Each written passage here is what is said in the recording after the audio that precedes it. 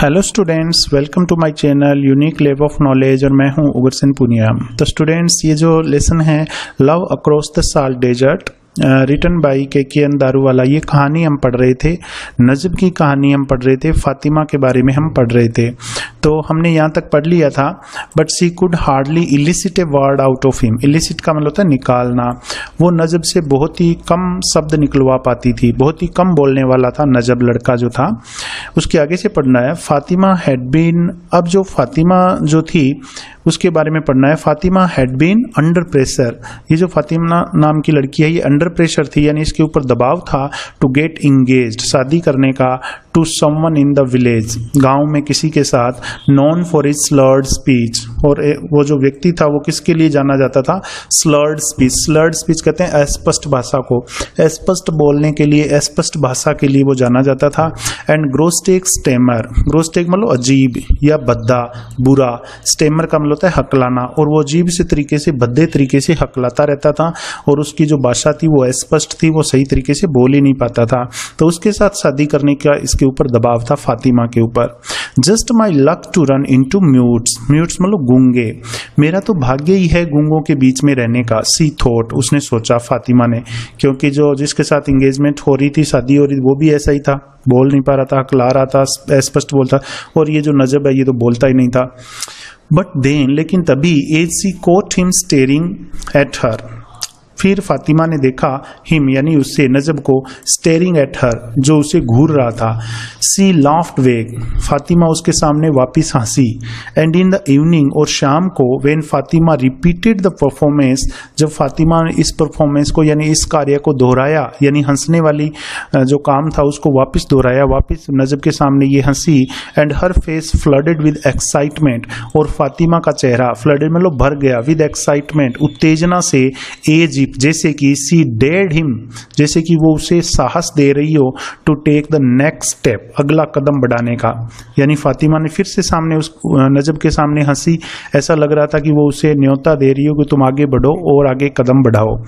But जो नजब था वो बहुत ज़्यादा शर्मिला था, इसलिए बहुत ज़्यादा कम बोल रहा था और आगे वो कुछ कर नहीं पा रहा था, बात नहीं कर पा रहा था। इससे ही had flung his arms around her. अब नजब ने क्या किया? Flung his arms around her, उसके चारों तरफ अपने बाहें फैला दी। In a reckless dizzy moment. Reckless मतलब लापरवाह, डिजी मतलब व्याकुल, मोमेंट पल। तो एक लापरवाह व्याकुल पल के अंदर जो नजब था उसने फातिमा को अपने गले लगा लिया, अपनी बाहों में भर लिया। Yes he would come again, वो वापिस आएगा। ही टोल्ड हर, नजब ने फातिमा को बताया कि वो वापिस आएगा। And so her start with disbelief, और उसने फातिमा को देखा स्टार्ट, जाते हुए, विद डिसबिलीफ, अविश्वास से। For he seem to have answered, क्योंकि ऐसा लगता था कि उसने जवाब दे दिया था हर इनआर्टिकुलेटेड क्वेश्चन। इनआर्टिकुलेट का अर्थ होता है अस्पष्ट यानी असंबंधित। एक अस्पष्ट पर्सन का जवाब दे दिया था, ऐसा लग रहा था। यानी जो क्वेश्चन था फातिमा का, फातिमा ने पूछा नहीं था इससे, लेकिन फिर भी इसने जवाब दे दिया था कि वो वापस आएगा। तो उसने जाते हुए देखा उसको डिसबिलीफ के साथ। वुड ही कम बैक, क्या वो वापस आएगा? दिस टाइम, इस बार, ही वुड कम अलोन, वो अकेला आएगा। विद नो फादर और अंकल, अपने पिता के साथ और अंकल के साथ नहीं आएगा।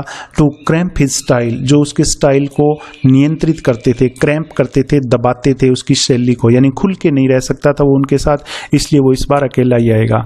एंड एज ही लेफ्ट, लेकिन जैसे ही वो गया, ही लुक्ड बिहाइंड, उसने पीछे मुड़कर देखा। टू फाइंड हर गेज, और देखा कि फातिमा उसको घूर रही थी, फॉलोइंग हिम, उसके पीछे से। Her eyes like a pair of storm lanterns, और उसकी आंखें कैसे लग रही थी फातिमा की? पेयर ऑफ स्टॉर्म लैंटर्न, जैसे कि तूफान के अंदर लालटेन है वो जल रही हो। इन द डार्क, अंधेरे के अंदर, जैसे लालटेन का जोड़ा है, यानी दो लालटेन अंधेरे के अंदर जल रही हो, इस तरीके से उसकी आंखें हैं वो दिखाई दे रही थी। Ever since his return to Khavda, उसके खावदा लौटने से ही, यानी खावदा जब वो पहुंच गया था, खावदा में उसके लौटने के समय से ही, Najab had been straining to get away. Strain का मतलब होता है प्रयास करना, कोशिश करना। नजब जो है वो चले जाने का प्रयास कर रहा था, कोशिश कर रहा था कि वो खावदा से रवाना हो जाए। What was there about the run, run के बारे में ऐसा क्या था, that he did not know, जो वो नहीं जानता था, यानी सब कुछ पता था इसको रन के बारे में। इस रेगिस्तान के बारे में। He could cross the run in the day light, वो डे लाइट के अंदर इस रेगिस्तान को पार कर सकता था, दिन की रोशनी में वो रेगिस्तान को पार कर सकता था। लीव अलोन स्टारलाइट, लेकिन उसने तारों की रोशनी के अंदर शुरू किया, स्टारलाइट के अंदर रवाना हुआ। आई थिंक ये एक ऐसा काम था none of his elders had dared to do, जो उसके किसी भी बुजुर्ग जो थे, उनके जो बड़े थे घरों के अंदर, उन्होंने कभी नहीं किया था। None of his elders had dared to do, ऐसा करने का साहस उसके पूर्वजों ने कभी नहीं किया था, यानी रात के अंदर रवाना होने का साहस नहीं किया था, हालांकि ये दिन में जा सकता था। तो ये खावदा से रवाना हो गया आगे रात के टाइम में।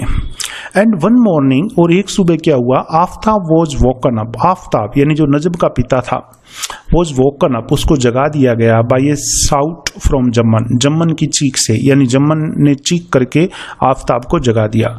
व्हाट डज द ओल्ड रोग वांट, ओल्ड रोग यानी बूढ़ा दुष्ट व्यक्ति। अब ये बूढ़ा दुष्ट व्यक्ति क्या चाहता है, ही मटर्ड, आफ्ताब बड़बड़ाया, रबिंग हिज स्लीपी आईज, अपनी नींद में आंखों को रगड़ते हुए बड़बड़ाया कि अब ये बूढ़ा दुष्ट व्यक्ति यानी जम्मन जो है वो क्या चाहता है मेरे से।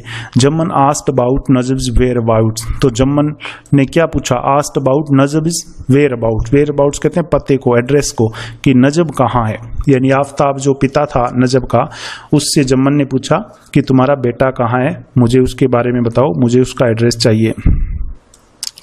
उसके बाद में आगे देखिए, the boy has been sulking of late, तो इसके पिता ने क्या जवाब दिया, आफ्ताब ने क्या जवाब दिया कि जो लड़का है वो काफी देर से रूठा हुआ था, यानी रूठा रहा था, नाराज रहा था, but he should be around, वो यहीं कहीं होना चाहिए। एनीवे खैर, what business is it of yours, तुम्हारा उससे क्या काम है, यानी तुम्हें उससे क्या काम है। The old man did not hide his irritation, irritation कहते हैं चिड़चिड़ेपन को, यानी बूढ़े आदमी ने यानी आफ्ताब ने अपने चिड़चिड़ेपन को छुपाया नहीं था, उसने उससे पूछ लिया कि तुम्हें उससे क्या काम है, मेरा बेटा यहीं कहीं होगा। Who are you trying to fool Aftab Miyan, तुम किसको मूर्ख बनाने की कोशिश कर रहे हो आफ्ताब मियाँ। आस्क्ड द स्मगलर, तस्कर ने कहा, यानी जो जम्मन था उसने कहा, जो कि तस्कर था। Don't you know that Allarakha is also missing, क्या तुम्हें नहीं पता कि अलारखा भी गायब है, यानी ऊंट भी गायब है, तुम्हारा अलारखा है वो कहाँ है, वो भी तो गायब है।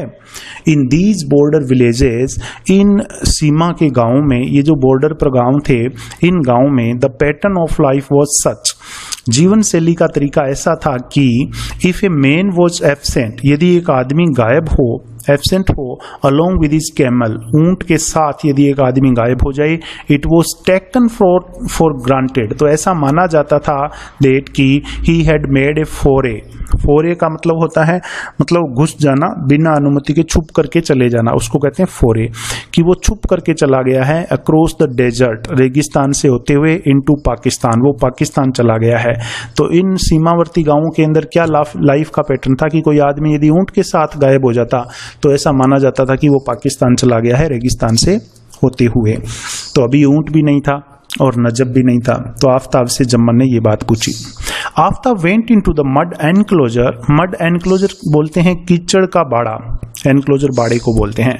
तो आफ्ताब कीचड़ के बने हुए बाड़े में गया, where is camel was kept, जहां पर उसका ऊंट रखा गया था, एंड फाउंड इट एम्प्टी, और उसको वो बाड़ा है बिल्कुल खाली मिला, उसके अंदर ऊंट नहीं था। हिज हार्ट सैंक, उसका दिल डूब गया। ही रेन इनटू द हाउस, वो दौड़ता हुआ घर में गया, टू सी, ये देखने के लिए, if the bundles of tendu leaf, कि तेंदू लीफ का जो बंडल है, ही हैड बोट, जो वो खरीद कर लाया था, had been taken by the boy, कि उसको वो लड़का ले गया है या नहीं ले गया।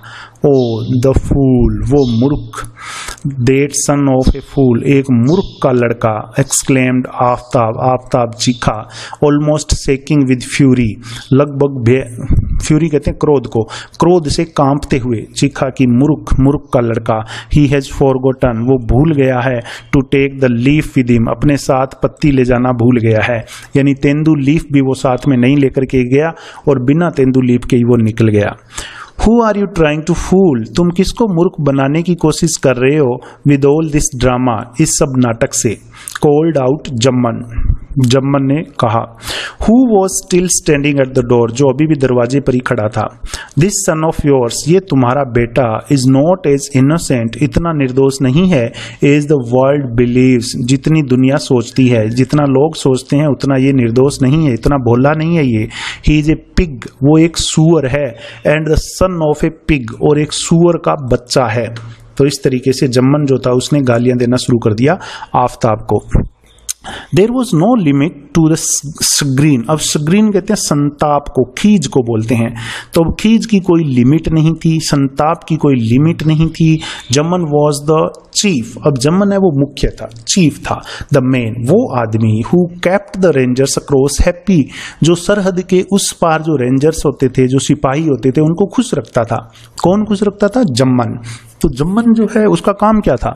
लोगों को बॉर्डर क्रॉस करवाने का काम था। लेकिन अभी नजब तो बिना इसकी अनुमति के निकल गया था, इसलिए इसको गुस्सा आ रहा था, इसको खीज हो रही थी कि मेरे से पूछा क्यों नहीं, और मेरे को कुछ पैसे भी तो देने चाहिए थे ना उसको, यदि वो बगैर मेरे से पूछे गया है तो जम्मन जो है वो क्या करता था? The man who kept the rangers across happy, जो सरहद के उसके पार, उस पार के जो फौजी होते थे, रेंजर्स होते थे, सिपाही, उनको खुश रखता था। Anyone crossing the run without his support, इसके सपोर्ट के बिना कोई भी यदि इस रेगिस्तान को क्रॉस करता, पार करता, was running the gauntlet with the law. Gauntlet का मतलब होता है चुनौती देना, विद द लॉ, कानून को चुनौती देने के समान होता था यदि इसकी अनुमति के बिना कोई जाता तो।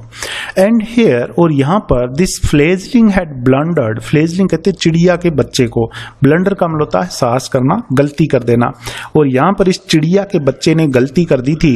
इन without as much as a word to him, बिना एक शब्द उससे बोले ये चिड़िया का बच्चा निकल गया था, और ए सलाम, बिना सलाम किए, और ए 100 रुपी नोट, बिना 100 रुपए दिए ये लड़का निकल गया था। तो इस बात का इसको गुस्सा था कि मेरे से पूछ के क्यों नहीं गया, या मेरे को रिश्वत दे करके वो क्यों नहीं गया। May Allah bring him safely out of this, भगवान उसको इस मुसीबत से सुरक्षित बाहर निकाले। सेड द ओल्ड रोग पायसली, उस बुढ़े दुष्ट व्यक्ति ने धर्मपूर्वक कहा, पायसली यानी उसने, जम्मन ने धर्मपूर्वक कहा कि भगवान उसको इस मुसीबत से बाहर निकाले। ही मीन्स जस्ट द ऑपोजिट, लेकिन उसका जो मतलब है वो बिल्कुल ऑपोजिट था, यानी वो फंस जाए कहीं मुसीबत के अंदर, ऐसा कोई मतलब था उसका। थॉट आफ्ताब, आफ्ताब ने सोचा। नथिंग वुड प्लीज हिम, कोई भी बात उसे खुश नहीं करेगी। मोर देन टू सी नजब, नजब को देखने से ज्यादा, टर्न इनटू कैरियन, कि वो सड़े हुए मांस के अंदर, कैरियन के अंदर बदल जाए। विद वल्चर्स होवरिंग अराउंड, और वल्चर्स कहते हैं गिद्धों को, होवर का मतलब होता है मंडराना, और उसके ऊपर गिद्ध मंडराते रहे। यानी जो जम्मन था वो कह तो ये रहा था कि भगवान उसको इस मुसीबत से बाहर निकाले, या वो पकड़ा जाएगा, सैनिक उसको पकड़ लेंगे जब बाउंड्री क्रॉस करेगा, क्योंकि मुझसे पूछ करके गया नहीं है वो, तो इसलिए कोई भी बात उसको खुश नहीं करेगी कि वो नजब को देखे कि वो सड़े हुए मांस में बदल जाए और उसके ऊपर गिद्ध मंडराते रहे, ऐसा वो देखना चाहता था दृश्य। उसके बाद में आगे देखिए, डोंट वरी जम्मन, जम्मन तुम चिंता मत करो, अल्लाह विल सी हिम थ्रू, भगवान उसकी मदद करेगा, भगवान उसे देख लेगा। ही सेड टेस्टिली, उसने कहा, टेस्टिली का मतलब होता है जोर देकर के कोई भी बात बोलना, उसको कहते हैं टेस्टिली। तो आफ्ताब ने जोर देकर के कहा, एंड बैंग द डोर, और दरवाजे को जोर से बंद कर दिया। इन द स्मगलर्स फेस, उस तस्कर के चेहरे पर दरवाजा बंद कर दिया। ए जमन स्टैक्ड ऑफ, जैसे ही जम्मन वहां से नाराज होकर के चला गया, स्टैक कॉप का मतलब होता है नाराज होकर के चले जाना, पैर पटकते हुए चले जाना। Aftab went in to break the news, Aftab ये खबर सुनाने के लिए अंदर गया। ऑफ देयर सन्स एस्केपेड, अपने बेटे की शरारत, एस्केपेड कहते हैं शरारत को। टू हिज वाइफ, अपनी वाइफ को बताने के लिए गया अपने बेटे की जो शरारत थी उसके बारे में। शी वुड फेंट, वो बेहोश हो जाएगी। ही थॉट, उसने सोचा, आफ्ताब ने सोचा जब ये खबर सुनेगी मेरी वाइफ तो बेहोश हो जाएगी। ही फाउंड हर क्राउचिंग, तो वो क्राउच का मतलब होता है सिकुड़ करके बैठना। With her back against the mud wall, कीचड़ की दीवार के साथ पीठ लगा करके वो सिकुड़ करके बैठी हुई थी। She did not even blink in surprise, blink का मतलब होता है आंखें मिचकाना, आंखें टिमटिमाना। तो उसने आश्चर्य के अंदर आंखें भी नहीं टिमटिमाई, वंस एक बार भी। शी वॉज वेस्ट डीप, यानी जब खबर सुनाई तो उनको बिल्कुल भी आश्चर्य नहीं हुआ इसकी वाइफ को। शी वॉज वेस्ट डीप, वो कमर तक डूबी हुई थी इन द कंस्पिरेंसी, इस षड्यंत्र के अंदर, इस कंस्पिरेंसी के अंदर, अलोंग विद हर सन, अपने बेटे के साथ, यानी बेटे के साथ ये भी मिली हुई थी, इसी ने बेटे को भगाया था, भेजा था। And never even breathe the word, और एक शब्द भी नहीं बोला अबाउट इट, इसके बारे में। His eyes fell on her bare arm, तो आफताब की जो आंखें हैं fell on her bare arm, उसकी नंगी बाजू पर पड़ी, यानी हाथ में कुछ भी नहीं पहना हुआ था। Where is that gold bangle, वो सोने की चूड़ी कहाँ है? माई फादर गेव यू, जो मेरे पिताजी ने तुम्हें दी थी। वुमेन, औरत, अपनी वाइफ से पूछा कि वो सोने की चूड़ी कहाँ है जो मेरे पिताजी ने तुम्हें दी थी। यू नीड नॉट वरी, तुम्हें चिंता करने की जरूरत नहीं है। नजब विल रिटर्न विद क्लाउज, नजब है वो लौंग लेकर के आएगा, मसाले लेकर के आएगा। तो सोने की चूड़ी नहीं थी, सोने की चूड़ी इसने दे दी थी उसको, नजब को। द लॉन्ग स्ट्राइडिंग, अब आगे नजब के बारे में हम पढ़ रहे हैं। द लॉन्ग स्ट्राइडिंग, स्ट्राइडिंग मतलब डग भरता हुआ, अल्लाह रखा, लंबे लंबे डग भरता हुआ अल्लाह रखा जो था। Kept a brisk pace, brisk मतलब तेज, फुर्ती से, पेस मतलब गति, तो वो तेज गति बनाए हुए था, लंबे लंबे डग भरते हुए चले जा रहा था। ए स्ट्रॉन्ग साउथ विंड, एक मजबूत यानी तेज दक्षिणी हवा, ड्रो द टेंच, गंध लेकर के आई, टेंच कहते हैं गंध को, ऑफ द कोरी क्रीक, कोरी दर्रे की गंध लेकर के आई। हैक, जिसने भर दिया इनटू नजब्स नॉस्ट्रिल्स, नजब के नथुनों को भर दिया, यानी नाक के अंदर कोरी क्रीक दर्रे की गंध है वो दक्षिणी हवा के साथ में आई। ही फॉलोड द स्टार्स, अब नजब ने तारों का अनुसरण किया। द मिल्की वे, जो आकाश गंगा थी milky way. फ्लैक्ट with Mika, Mika कहते हैं अब्रक को, जो अब्रक के टुकड़ों से भरी हुई थी आकाश गंगा। द ग्रेट बियर, और जो ग्रेट बियर तारा था उसको, उसका अनुसरण किया। सैम्बलिंग टुवार्ड्स द नॉर्थ, सैम्बलिंग मतलब पैर घसीटते हुए जा रहा था, टुवार्ड्स द नॉर्थ, उत्तरी दिशा की तरफ बढ़ता जा रहा था, तारों का अनुसरण करते हुए, आकाश गंगा का अनुसरण करते हुए, ग्रेट बियर नामक तारा था उसका अनुसरण करते हुए उत्तर दिशा की तरफ बढ़ता जा रहा था। बिफोर डॉन, सुबह होने से पहले, he had reached his destination, destination कहते हैं गंतव्य को, तो सुबह होने से पहले ही वो अपने गंतव्य पर पहुंच गया था। फॉर ए सैंडी एलिवेशन, क्योंकि एक मिट्टी का उठाव, एलिवेशन कहते हैं उठाव को, टीले को बोल सकते हो आप, क्योंकि एक मिट्टी का जो टीला था, पेलिसडेड जो घिरा हुआ था, पेलिसडेड मतलब होता है घिरा हुआ होना, with the bones of dead animals, मरे हुए जानवरों की हड्डियों से ये टीला है वो घिरा हुआ था, यानी टीले के ऊपर मरे हुए जानवरों की हड्डियां पड़ी हुई थी। टोल्ड हिम, उसे बता दिया इस टीले ने, that he had arrived at Sarbela, कि वो सारबेला पहुंच चुका था। ओवर 20 माइल्स फ्रॉम काला डूंगर, और ये सारबेला ये कितना दूर था काला डूंगर से? 20 मील दूर था काला डूंगर से। He was already beyond the international boundary, वो पहले से ही इंटरनेशनल बाउंड्री जो है अंतर्राष्ट्रीय सीमा, उससे दूर आ चुका था। हियर ही रेस्टेड, यहाँ पर उसने आराम किया। ड्यूरिंग डे लाइट, दिन के दौरान यानी दिन की रोशनी में, मूवमेंट वॉज इम्पॉसिबल, मूवमेंट असंभव था। द इंडस रेंजर्स, जो पाकिस्तानी रेंजर्स हैं यानी जो पाकिस्तानी जवान हैं, would be looking from their bamboo watch towers, वो अपने बांस के वॉच टॉवर से, निगरानी रखने वाले टॉवर से नजर रख रहे होंगे। एंड इन द हीट, और गर्मी में, एवरीथिंग बिकेम ए मिराज, सब कुछ मिराज की तरह दिखाई दे रहा था, यानी मिराज बन गया। मिराज कहते हैं मृग मरीचिका को, यानी आंखों के धोखे को, जैसे हम रेगिस्तान में चलते हैं तो हमें दूर पानी दिखाई देता है, तो उसको कहते हैं मिराज, आंखों के धोखे को बोलते हैं। तो दो समस्याएं थी दिन के अंदर चलने में, एक तो कि इंडस रेंजर्स हैं पाकिस्तान के सैनिक, वो अपने बाम्बू वॉच टावर से नजर रखे हुए थे, और दूसरी जो थी वो थी हीट, गर्मी, जिसके अंदर सब कुछ मिराज बन गया था। A depression in the sand, depression कहते हैं अवतलन को, हलचल को, मिट्टी के अंदर कोई भी हलचल, कोई भी अवतलन। Looked like a splash of water, कैसा लग रहा था? स्प्लेश मतलब छलकना, ऑफ वाटर, पानी के छलकने जैसा दिखाई दे रहा था। ए फ्रीक, फ्रीक कहते हैं अनूठा। स्टंटेड कैक्टस, एक अनूठा, स्टंटेड मतलब अविकसित, छोटा, बोलना, कैक्टस का जो पौधा होता है, नागफनी जिसको बोलते हैं, और एक अनूठा छोटा सा नागफनी का पौधा, gave the appearance of A groove, वो वृक्षों के झुंड जैसी अपीयरेंस दे रहा था, यानी नागफनी के जो छोटे छोटे पौधे उगे हुए हैं उनको रेगिस्तान में हम देखते हैं तो वो हमें अपीयरेंस ऑफ ए ग्रूव, वृक्षों के झुंड की तरह दिखाई देते हैं, बहुत बड़े दिखाई देते हैं। एंड ए कैमिल, और एक ऊंट, looked like a huge pre historic animal. और एक ऊंट कैसा दिखाई देता है? ह्यूज मतलब विशाल, प्री हिस्टोरिक आदिम काल का जानवर, ऑन द मूव चलने पर, ऊंट चलने पर एक प्री हिस्टोरिक एनिमल की तरह दिखाई देता है, एक विशाल आदिम काल के जानवर की तरह दिखाई देता है। Any movement was sure to be noticed, notice मतलब देख लेना, कोई भी मूवमेंट श्योर था कि देख लिया जाएगा थ्रू बाइनोकुलर्स, दूरबीन के माध्यम से। तो दिन के अंदर कोई भी मूवमेंट वो करता तो ये बात बिल्कुल पक्की थी कि उसको दूरबीनों के माध्यम से नोटिस कर लिया जाएगा, पाकिस्तान के सैनिक है वो देख लेंगे। When the sun came up, जब सूरज ऊपर आया, नजब took his first drink of water, नजब ने अपना पानी का पहला जो घूंट है वो पिया, ड्रिंक ऑफ वाटर, पहला घूंट पानी का पिया, फ्रॉम हिज शगाल, अपनी शगाल से, यानी पानी का जो उसके पास था चमड़े का, उसमें से उसने पहला पानी पिया। एट नून, दोपहर को, he had his first meal, उसने अपना पहला भोजन किया, ड्राई सूखी हुई स्टेल ब्रेड विद अनियन, एक सूखी हुई बासी चपाती विद अनियन जिसके ऊपर प्याज था, यानी प्याज के साथ उसने वो रोटी खाई बासी।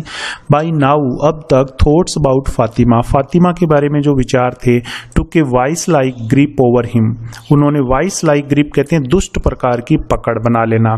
तो फातिमा के बारे में जो विचार थे उन्होंने इसके ऊपर एक दुष्ट प्रकार की पकड़ बना ली थी। एन एंटायर नाइट, एक पूरी रात, ले बिटवीन देम, उन दोनों के बीच में अभी पड़ी हुई थी, फातिमा और नजब के बीच में अभी एक रात का फासला था। ही थॉट, इसने सोचा, and the distance was less than 10 miles, और जो इनके बीच में दूरी थी वो 10 मील से भी कम की दूरी थी। द थॉट ऑफ इट, इसका विचार ही, मेड हिम राइद, राइद का मतलब तड़फा देना, इसके विचार से ही वो तड़फ उठता था। Even as the sun started heating, और जो सूरज है स्टार्टेड हीटिंग इट्स हैमर, उसने अपना गर्मी का हथौड़ा मारना शुरू कर दिया था, on the anvil of the desert, रेगिस्तान के अहरन पर, एनविल कहते हैं अहरन को, रेगिस्तान रूपी अहरन के ऊपर अपनी गर्मी का हथौड़ा मारना शुरू कर दिया था सूरज ने। A whip of the tangy south wind, whip कहते हैं झोंके को, टेंजी मतलब गंध भरी, साउथ विंड दक्षिणी हवा, तो गंध भरी दक्षिणी हवा का एक झोंका, कोट हिज नोस्ट्रिल्स अगेन, उसके नथुनों से फिर से टकराया। But this time it brought with it, लेकिन इस बार ये हवा का झोंका अपने साथ लेकर आया, a thin dappled veil of cloud, thin मतलब पतला, डेपल्ड का अर्थ होता है लहरदार, वेल ऑफ क्लाउड बादलों की परत, एक पतली लहरदार बादलों की परत अपने साथ लेकर के आया। पेचेज ऑफ फिश, जिसके जो टुकड़े थे, जिन बादलों के टुकड़े, ले ओवरलैपिंग, एक दूसरे के ऊपर चढ़े हुए थे, लाइक फिश स्केल, मछलियों के सल्कों की तरह, फिश स्केल की तरह, फिश स्केल कहते हैं मछलियों के सल्कों को, तो उनकी तरह एक दूसरे के ऊपर बादलों के ये टुकड़े चढ़े हुए थे। विद इन एन हावर, एक घंटे के अंदर ही, दिस कोरुगेटेड क्लाउड, ये जो लहरदार बादल था, corrugated cloud, had covered A substantial portion, इसने काफी हिस्से को कवर कर लिया, ऑफ द स्काई, आसमान के काफी हिस्से को इसने कवर कर लिया। Looking for all the world, और ये पूरी दुनिया को देख रहा था, like a stretch of wind rippled sand, stretch मतलब फैलाव, विंड रिपल्ड सैंड कहते हैं हवा से लहरदार बनी हुई मिट्टी। तो ये जो बादल था ऊपर से पूरी दुनिया को देख रहा था, और पूरी दुनिया कैसी दिखाई दे रही थी इसको, एक हवा से लहरदार बनी हुई मिट्टी का फैलाव, तो रेगिस्तान था वहां पर, तो इस तरह का माहौल था, इस प्रकार का जो मौसम था वहां पर। Yes this was the time, हाँ यही टाइम था। ही गोट अप, वो उठा, एंड शूक द सैंड, और उसने मिट्टी झाड़ी, फ्रॉम हिज टर्बन, अपने साफे से। Even as he harnessed his camel, जब वो अपने कैमिल को हार्नेस कर रहा था, यानी कैमिल के ऊपर सामान है वो रख रहा था, हार्नेस का मतलब था जोतना, जब वो अपने कैमिल को, ऊंट को जोत रहा था, हार्नेस कर रहा था, ही थॉट, उसने सोचा, दैट अल्लाह रखा वॉज लुकिंग एट हिम, कि अल्लाह रखा उसकी तरफ देख रहा था, क्यूजिकली, पर्सन भरी निगाहों से उसकी तरफ देख रहा था। एज इफ आस्किंग, जैसे कि उससे पूछ रहा हो, what the hell he was up to, अब वो क्या करने वाला था, क्या गड़बड़ करने वाला था। At one level of consciousness, consciousness कहते हैं जागरूकता को, यानी जागरूकता के एक स्तर पर, तो ही न्यू दैट, वो जानता था कि दिस वाज मैडनेस, कि ये पागलपन था। नजब को पता था कि इस टाइम रवाना होना पागलपन है। He knew of overworked camels, क्या क्या मुसीबतें थी। He knew of overworked camels dying of fatigue, यानी ओवरवर्क्ड कहते हैं आवश्यकता से ज्यादा काम करना, तो वो जानता था कि ऊंट को यदि आवश्यकता से ज्यादा काम कराएं, डाइंग ऑफ फैटिग, फैटिग कहते हैं थकान को, तो थकान थकान से मर सकते हैं, यानी इसको पता था कि बहुत सारे ऊँट पहले भी थकान से रेगिस्तान में मर चुके हैं। ऑफ द पेट्रोलिंग पार्टीज, और जो गश्ती दल है patrolling parties of the BSF and Indus rangers, BSF यानी इंडिया के फौजी और इंडस रेंजर्स यानी पाकिस्तान के जो फौजी है उनके गश्ती दल है, वो भी दिन में देख सकते हैं, इस टाइम देख सकते हैं। एंड द मिराज, और जो मिराज है यानी मृगमरीचिका, चेकर्ड मतलब रंग बिरंगी मिराज है, उसका भी थोड़ा डर था रास्ता भटकने का। Trackless waste of the desert, trackless waste यानी रास्ता भटकने का जो खतरा था डेजर्ट रेगिस्तान के अंदर, वो भी एक बना हुआ था। बट ही स्कम्ड टू ए रस ऑफ ब्लड, स्कम्ड का मतलब अभिभूत होना, लेकिन न जब अभिभूत हो गया टू ए रस ऑफ ब्लड, रक्तिम लालिमा की तरह अभिभूत हो गया। And the face of Fatima, और फातिमा का जो चेहरा था बैक कांड हिम, उसे इशारा किया लाइक ए मिराज, मृग मरीचिका की तरह फातिमा का चेहरा उसे इशारा कर रहा था, उसे बुला रहा था। तो बहुत सारे खतरे थे, लेकिन फिर भी ये रवाना हुआ। Najab cross the international boundary pillar number 1066, Najab ने इंटरनेशनल बाउंड्री क्रॉस की थी पिलर नंबर 1066 से। He knew the track he had to take, उसे पता था कि उसे कौन सा ट्रैक लेना है, कौन सा रास्ता लेना है। Bisecting the two post, bisect का मतलब विभाजित करना, बांटना। Two post of the Indus Rangers, जो इंडस रेंजर्स की दो पोस्ट जो थी उनको बीच बांट रहा था, यानी दो जो पोस्ट थी जिनके नाम आगे दिए हैं जगत राई और विंगूर, इन दोनों पोस्ट के बीच में से कोई रास्ता था, वो इसको लेना था, और वो था पिलर नंबर 1066। तो नजब को ये रास्ता पता था, उसको यही रास्ता यहां से लेना था। But he straight over so slightly, लेकिन वो स्ट्रेट मतलब भटक गया, ओवर सो स्लाइटली मतलब हल्का सा, लेकिन वो थोड़ा सा भटक गया। And from their watch tower, और अपने वॉच टॉवर से दे सा, उन्होंने देख लिया थ्रू देयर बाइनोकुलर्स, अपनी दूरबीन, दिस लीक कैमिल, इस पतले से ऊंट को, यानी उन्होंने अपनी बाइनोकुलर से इस पतले से ऊंट को देख लिया था। वाप्ड एंड डिस्टोर्टेड, जो कि बिगड़ा हुआ मिजाज था इसका, विकृत हो गया था। बाय द हीट सिमर, यानी ये जो गर्मी थी, गर्मी की झिलमिलाहट से उसका रूप है वो विकृत हो चुका था ऊंट का।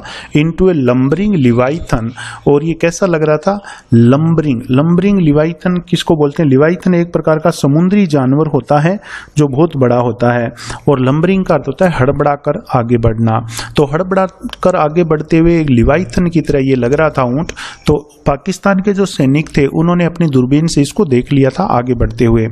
An Indian sleeping into their territory, एक इंडियन उनकी टेरिटरी के अंदर घुस रहा था विद तेंदू लीफ लेकर के, राइट अंडर देयर नोजेस, उनकी नाक के नीचे से। And they too without paying any hush money, और वो भी बिना कोई हसमनी दिए, हसमनी कहते हैं मुंह बराई को, यानी रिश्वत को बोल सकते हो आप, वो भी बिना उनको रिश्वत दिए उनके इलाके के अंदर घुस रहा था।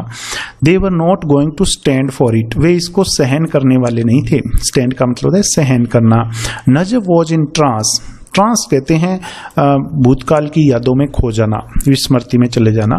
नजब वॉज इन ट्रांस, नजब है वो ट्रांस में चला गया था, यानी वो आत्म विस्मृति के अंदर चला गया था। Now events flashing past him, अब घटनाएं उसके सामने से गुजर रही थी। Like figures on A screen, जैसे कि एक स्क्रीन के ऊपर आकृतियां आती है, उस तरीके से घटनाएं इसके सामने से इसके दिमाग में चल रही थी। द माइल लॉन्ग चेस, मीलों तक इसका पीछा किया गया। द फायरिंग फ्रॉम बिहाइंड, पीछे से गोलियां चलाई गई। द स्पेंट बुलेट्स, और चली हुई गोलियां फ्लिपिंग इन द सैंड, मिट्टी के अंदर धंस गई। And then the rising wind, और फिर हवा है वो ऊपर की तरफ उठी। Which churn the dust, churn का मतलब आलोकित कर देना, डाल देना जोर से। इनटू हिज आईज, जिसने मिट्टी को उसकी आंखों में डाल दिया। And then rose between the hunter and the hunted, और उसके बाद में ये हवा, ये जो मिट्टी है, ये शिकारी और शिकार के बीच में उड़ गई, यानी ऊपर की तरफ हवा के अंदर मिट्टी है वो ऊपर की तरफ आ गई।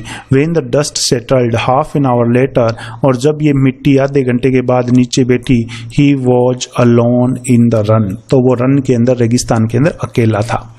यानी उसको जो पाकिस्तानी रेंजर्स हैं उन्होंने उसका पीछा किया, पीछे से गोलियां चलाई, लेकिन गोलियां मिट्टी के अंदर धंस गई थी और मीलों तक उसका पीछा किया गया था। ये आगे भाग रहा था और उसके बाद में जो हवा है उसने मिट्टी को आसमान में उड़ा दिया, यानी एक आंधी की तरह बीच में, तो ये दिखाई नहीं दिया, बच करके निकल गया और ये इन चीज़ों को याद कर रहा था।